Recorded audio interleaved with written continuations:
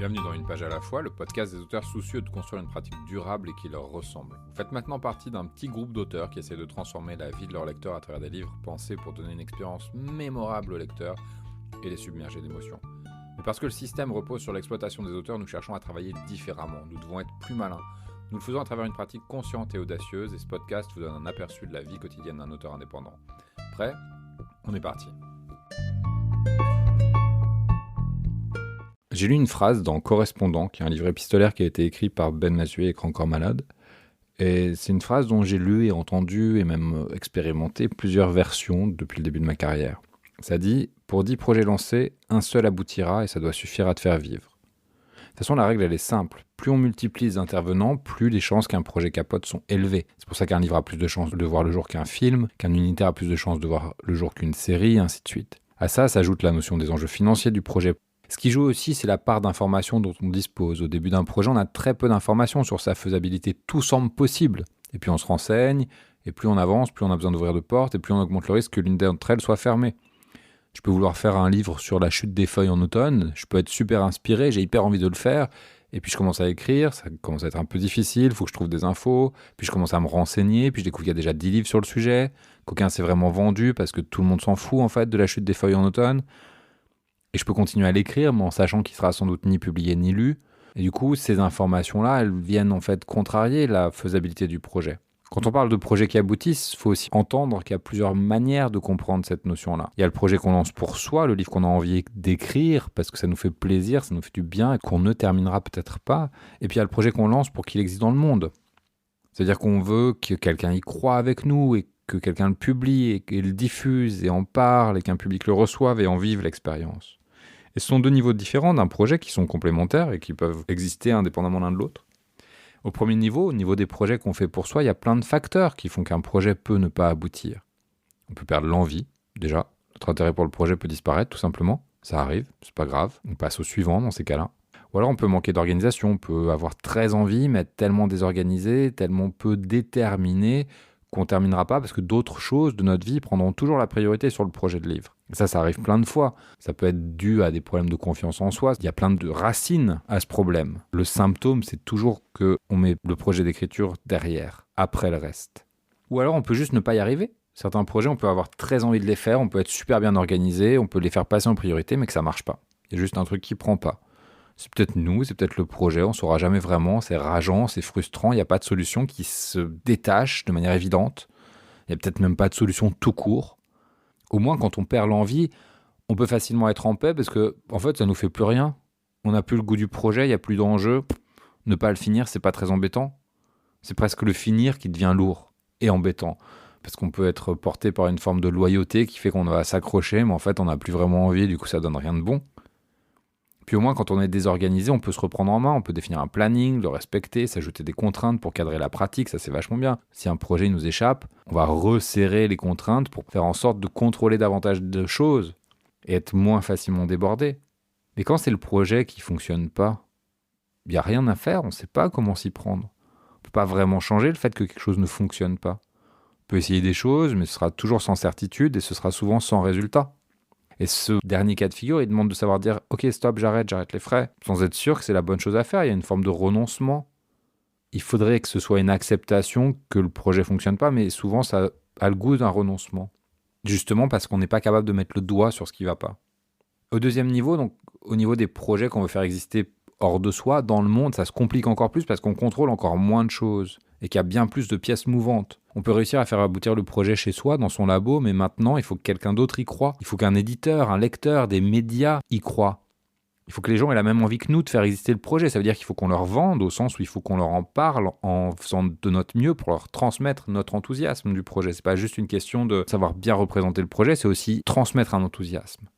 Et après, une fois que eux ils sont embarqués, il faut que leur enthousiasme tienne dans la durée. Parce qu'une fois que le partenariat est lancé, on est à nouveau face au même risque d'échec qu'avant. Le partenaire, il peut perdre l'envie, puis se dire « Ok, c'était sympa, moi, mais finalement, non, j'ai pas envie ».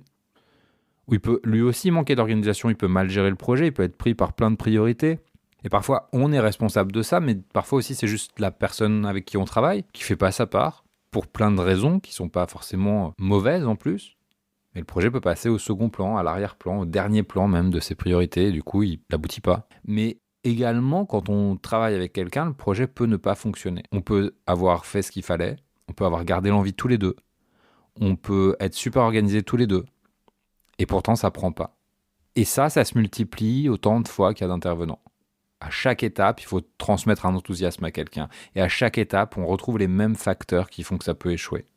N'importe quel professionnel dans nos métiers sait bien que de tous les projets qui sont lancés, il y a une majorité qui finissent dans des tiroirs. Même ceux qui ont généré un enthousiasme énorme au départ. Parce qu'il suffit qu'il y ait une pièce qui ne s'enclenche pas correctement pour que le projet s'arrête. Et comme on le sait, on joue la carte de la quantité. Sur 10 projets lancés, il y en a un seul qui aboutira. Et je trouve que c'est hyper encourageant cette phrase. C'est un encouragement à créer, c'est un appel au foisonnement d'imagination et de créativité. Et ça coupe l'herbe sous le pied du perfectionnisme. C'est vrai qu'il y a un perfectionnisme étouffant qui nous empêche d'oser, qui nous empêche de prendre des risques. Il y en a deux, des perfectionnismes. Il y a le perfectionnisme sain, qui nous pousse à faire attention aux détails, à rendre un travail propre, qui est juste même du professionnalisme, je pense même pas que ce soit du perfectionnisme. Et puis il y a le perfectionnisme malsain, celui qui veut éliminer tout risque d'échec, ce qui est impossible. Et ça nous pousse à traquer maladivement tout ce qui pourrait peut-être potentiellement un jour empêcher le projet d'exister. C'est une tentative d'hyper-contrôle, ce perfectionnisme. C'est qu'on veut produire un objet tel que tout le monde va l'adorer. Ça n'existe pas. Et ce perfectionnisme, on le voit chez les personnes qui manquent d'expérience, chez les jeunes producteurs, par exemple, avec qui je bossais quand je débutais, qui présentaient jamais leur projet au diffuseur. Ils allaient de déjeuner en déjeuner et récupérer l'opinion de créateurs plus vieux, de personnes qui avaient travaillé chez tel ou tel diffuseur, qui pouvaient leur faire des retours, des personnes qu'ils estimaient mieux établies qu'eux-mêmes.